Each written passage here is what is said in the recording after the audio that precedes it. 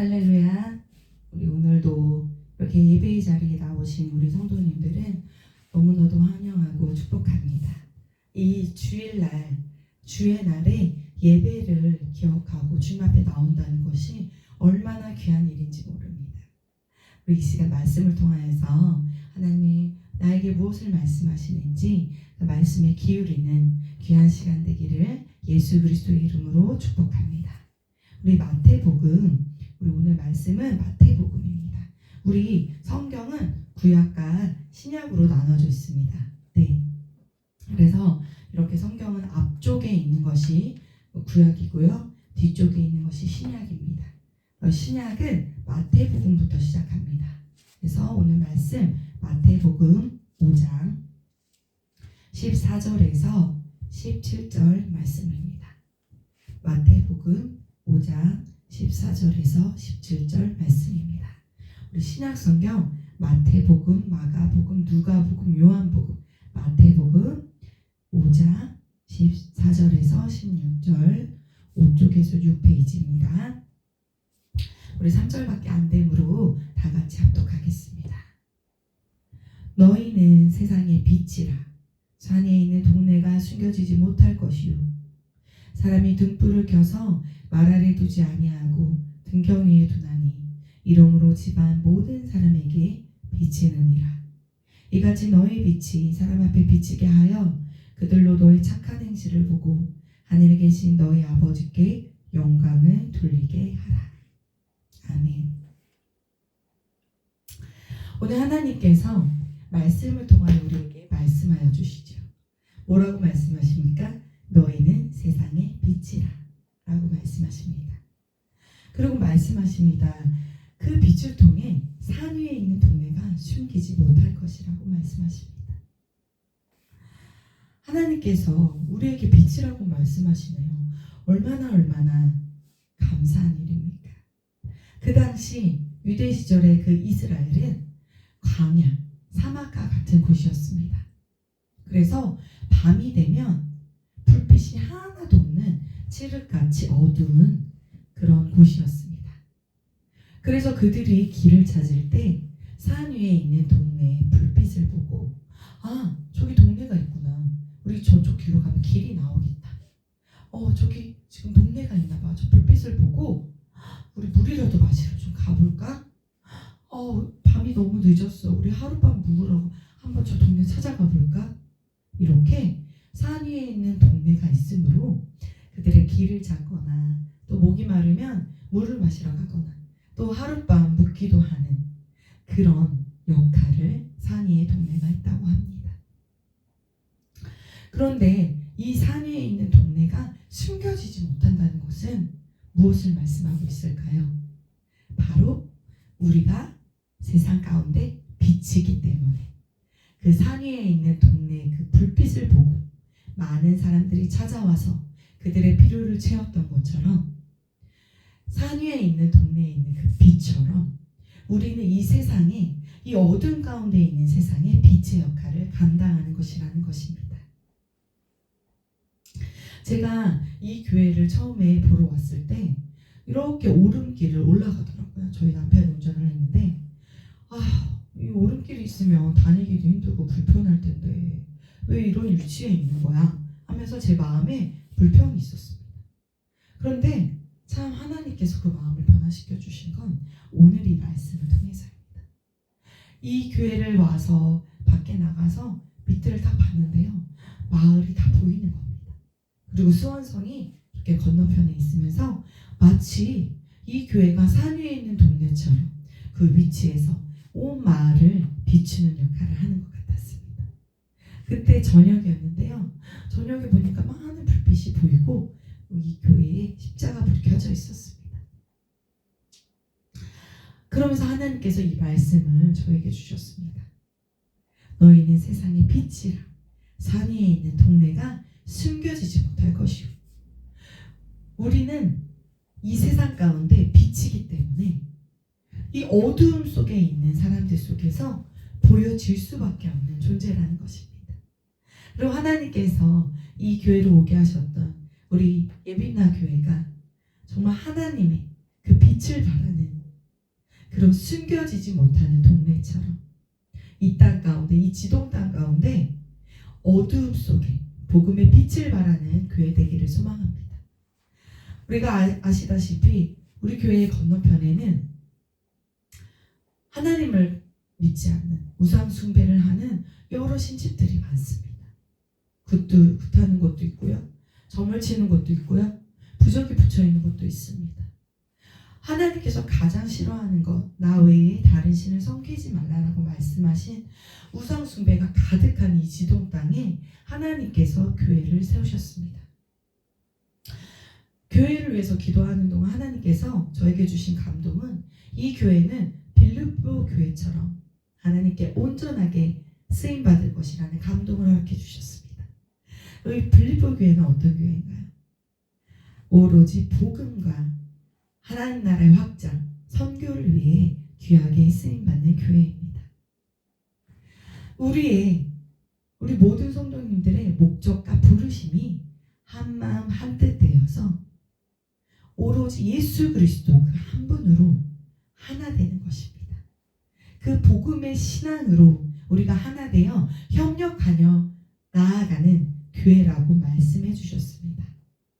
그리하여 그 복음으로 하나 될 때 우리가 하나님의 영광을 나타내며 이 지동 땅 가운데, 이 수원 땅 가운데, 더 나아가 세계나라 열방 가운데 하나님의 빛을 나타내는, 복음을 통하여 하나님의 영광이 임하는 그런 교회가 되는 것이라고 주님 말씀하셨습니다. 믿음으로 믿는 것입니다. 아멘. 이 지동 땅뿐만 아니라 이 세상 지금 너무나도 어둡습니다. 말할 수 없는 기근과 전쟁과 또 최근에는 산불로 인하여서 많은 재앙이 임했습니다. 우리나라뿐만 아니라 세계 나라에 지금 전쟁이 그치지 않고 기근과 태국과 방콕엔 지진이 일어나고 있고요. 정말로 미국과 정말로 말할 수 없는 그 나라 가운데 마약과 동성애가 온 세상을 지배하고 있는 시대를 우리는 살아가고 있습니다. 이처럼 우리 또한 하나님을 만나지 못했을 때, 우리가 하나님의 자녀이기 전에 우리는 본질상 진노의 자녀였습니다. 그래서 하나님을 알 수도 하나님을 알지도 못하는 자녀들이었습니다.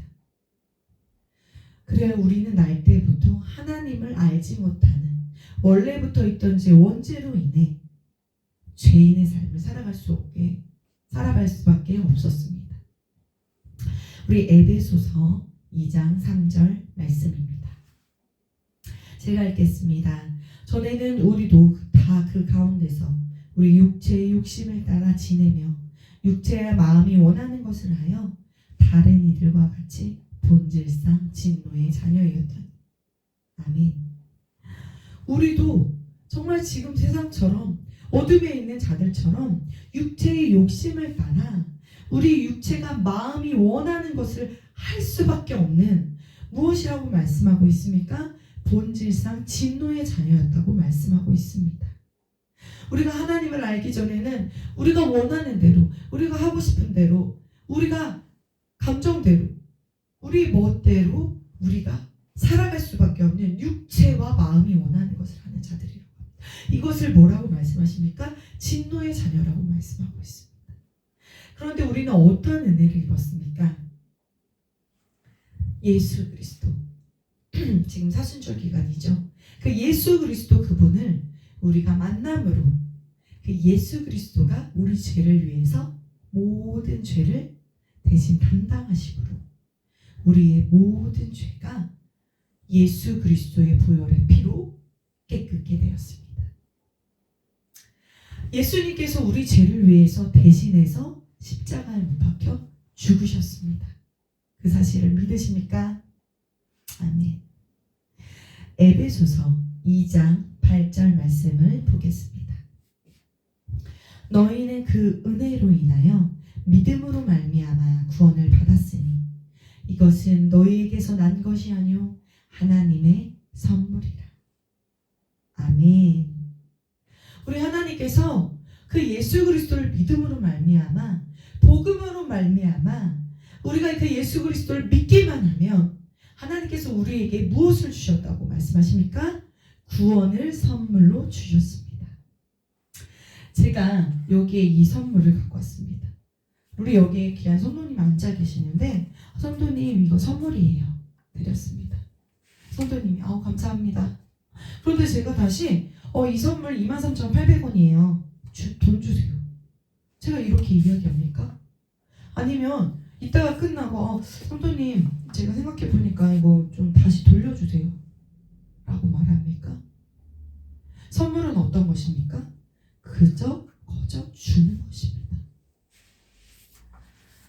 이처럼 오늘 말씀에 하나님께서 우리에게 구원을 선물로 주셨다고 말씀하고 있습니다. 이 선물은 하나님께서 다시 가져가시는 것일까요? 왜 선물이라고 표현했습니까? 이 구원은 우리에게 거저 주시는 것이기 때문입니다. 그 선물을 받는 자는 믿음으로 그 선물을 받으면 되는 것이기 때문입니다. 아멘. 이것이 무엇입니까? 하나님께서 우리에게 주시는 구원이라는 것입니다. 아멘. 이렇게 우리는 하나님의 자녀가 되는 권세를 누리게 되었습니다. 구원을 받음으로 우리는 하나님의 자녀가 되었습니다. 아멘. 우리 요한복음 1장 12절 보겠습니다. 영접하는 자, 곧 그 이름을 믿는 자들에게는 하나님의 자녀가 되는 권세를 주셨으니. 아멘. 우리에게 예수 그리스도를 마음으로 믿으면, 영접하면 무엇을 주셨다고 합니까?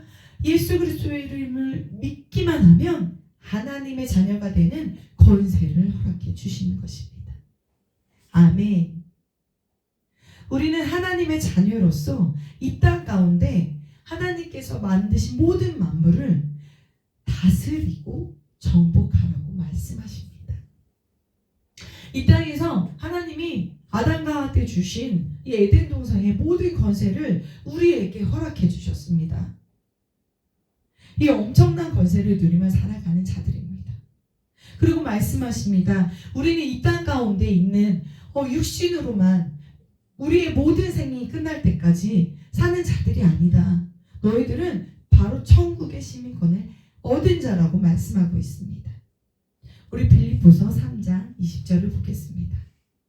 우리의 시민권은 하늘에 있는지라 거기로부터 구원하는 자 곧 주 예수 그리스도를 기다리노니. 아멘. 우리는 이 땅에 살아가며 우리의 신분이 있습니다. 우리는 제 이름은 이은경입니다. 우리가 병원에 갈 때도 이름이 무엇입니까? 저 이은경 환자입니다. 그럼 우리 환자님 주민등록증 좀 보여주세요. 주민등록증을 보여줘야 저의 신분을 확인할 수 있습니다. 그런데 우리의 시민권이 어디에 있다는 것입니까? 또 하늘에도 있다는 것입니다. 하나님께서 말씀하고 계십니다.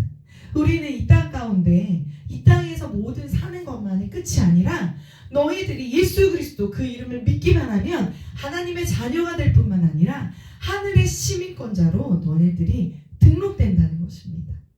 그것이 무엇입니까? 우리는 지금 죽어도 천국에서 영원히 살 수 있는 영원한 생명, 영생을 얻은 자로 하늘의 시민권을 가진 자로 살아갈 수 있다는 것입니다. 아멘. 믿으십니까? 얼마나 아름답습니까? 하나님께서 우리에게 주신 이 놀라운 축복이 얼마나 감사한지요. 그래서 우리는 이 땅 가운데 하나님의 자녀의 그리고 하늘의 시민권을 누리는 자로 이 땅 가운데 세상의 빛의 역할을 감당하는 자로 살아가야 될 줄 믿습니다.